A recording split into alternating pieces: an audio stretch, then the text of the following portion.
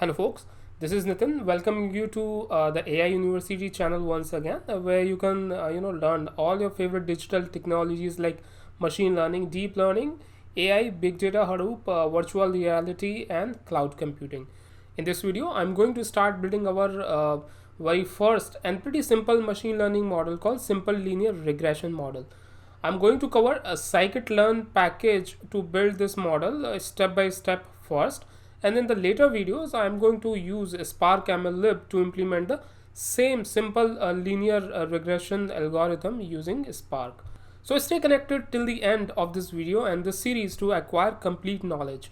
If you are new here, then consider subscribing to this channel, or if you have already subscribed, then click on the bell icon to receive the notifications about the hottest technologies of 21st century.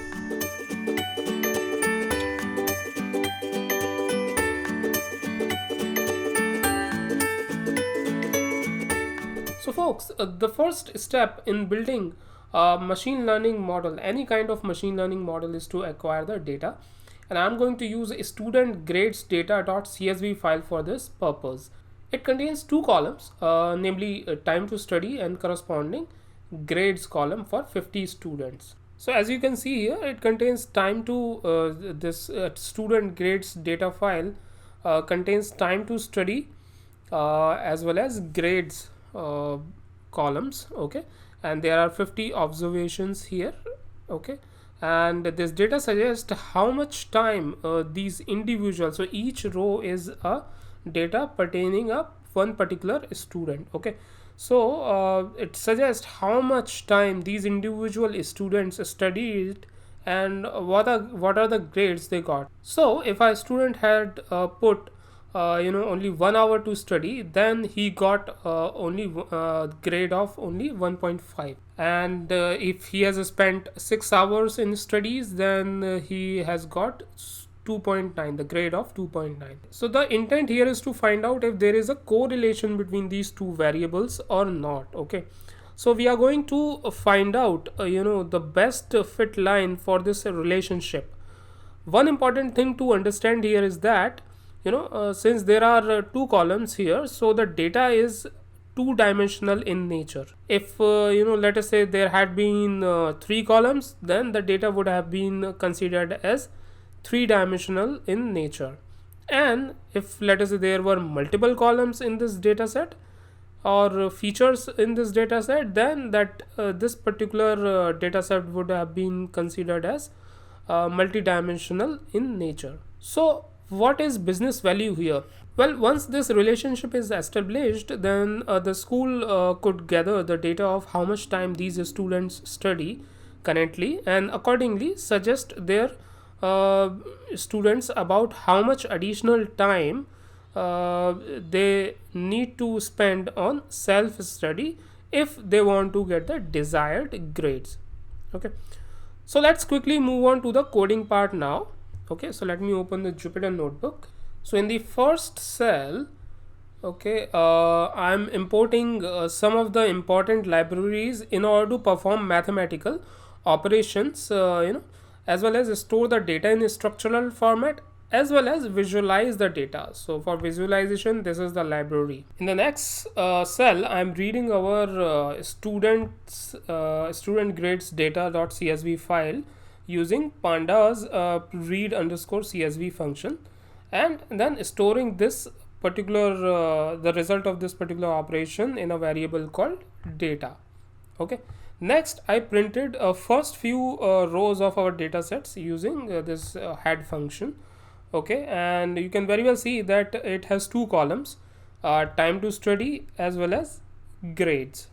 Okay, for the individual students. Okay, and as I told you earlier, individual rows depicts data for one student, or the one single row depicts data for one single student. So next I'm using the shape function here, okay, to give you an overview that this data has 50 observations or 50 records and two columns. Okay, as you can see here. So we will develop a simple linear regression model and train it on this data in order to predict the grades based on the study time each student putting in. Okay, So essentially, model will establish a correlation between these two variables based on the historical data we have provided, and it will basically provide the predictions for any new data based on the relationship established by simple linear regression model. I will also show you the comparison between actual grades and predicted grades in the later part of the video. In the next cell, which is this one, okay, I'm creating a matrix of independent variables, which is time to study, okay, and I'm storing that independent variable value in a variable called x, okay. So here I'm taking the data and removing the last column from it, okay. Last column is called grades using index -1, okay, in order to store the time to study column value in x. The dependent variable here is grades column, and I am storing its value in the variable called y, okay, here. Since the index in Python starts from 0, that's why I am taking 1 here to store the grades column in y as a dependent variable vector. So if you can see here, this is the 0th index, this is the first index, and this is the second index, okay. Coming back, so in the next column I'm just showcasing the feature array x value, and down below I'm showing the value of y here as dependent, which is a dependent variable or dependent variable vector, okay. So x is an array of features and y is a vector here. This is the important thing to note here, okay. So as you can see, both of these variables contains values for single column. So in the next cell I'm splitting this data set, okay, here into two parts. First is training data set, on which we are going to train our simple linear regression model, and second part is a test data set on which we are going to test our model.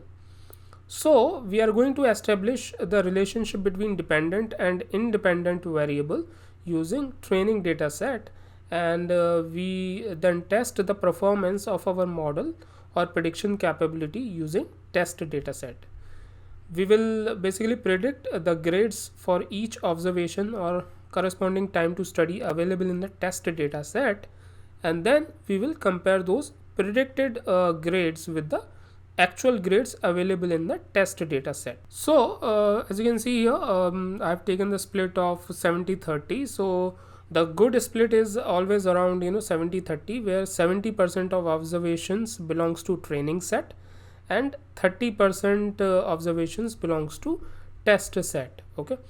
And I'm utilizing test train split class here, which is this class, okay, of sklearn dot cross validation package or library to split both x and y variables to x train, y x test, y train, and y test, with the test size capped as 0.3, okay. So 30% of data will go to test variables, which is x test and y test. So the random state parameter here is set as a 0, so that we all can get the same result, okay. This is necessary sometimes if we want to recreate the same results, because these algorithms are showcase some random behavior sometimes. So it would be pretty easy for us if we all can get the same result. Hence I'm keeping this parameter's value as 0 in order to get the same result, or in order all of us can get the same results. Now let's take a look at individual x train, x test, y train, and y train and y test variables by printing all of them, okay. So x train I have already printed here, right? So you can see there, if you want to check the number of observations we have in x train, and you can see very well that the x train has 35 observations now, because 70% of 50 observation is 35, okay. And if we want to see the x test, then you can see that 15 observations are stored in X test variable, which is 30% of 50 observations. If you want to print the data for this, you can see that as well. So we have 15 observations here. Similarly, for Y train, you can see the corresponding data here. Okay, and if you want to see the length or the size of this, then you can just print here, right? So this is the way we let me test it. Let me print the values for Y test as well. So these are the values for Y test. So folks, this is it for this video. To conclude, I explained some of the code related to loading the CSV file, which was our data file, as well as performing some data pre-processing steps, along with splitting the data into training and test data set. Okay, so let me ask you a question from today's video. What is the function of the parameter called a random state? Okay, random state equals to 0 rather in the train test split class. Okay, please post your comments in the comment section given below so that I can get a chance to incorporate your feedback. You can also post your technical questions in the comment section, and I will in fact try to answer the same. If you're watching this video and you are not already a subscriber to our channel, consider clicking that little subscribe button. And in case you have already subscribed, then click on the bell icon to receive the notifications whenever I will release a new video. So thanks for hanging out with me, guys. I will be covering next topic in the upcoming videos. So keep on watching. Thank you.